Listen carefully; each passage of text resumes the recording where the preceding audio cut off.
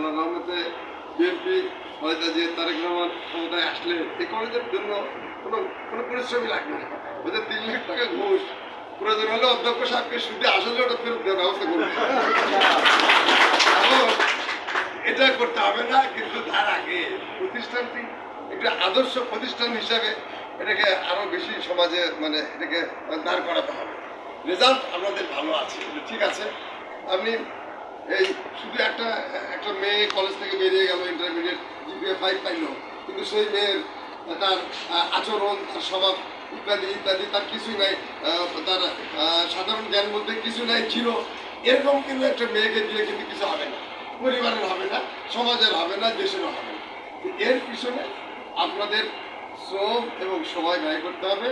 আপনারা নিজেদের একজন আদর্শ শিক্ষক মনে করে আপনাদের ভিতরে যা কিছু আছে এই মেয়েদের ভিতরে ঢুকাতে হবে।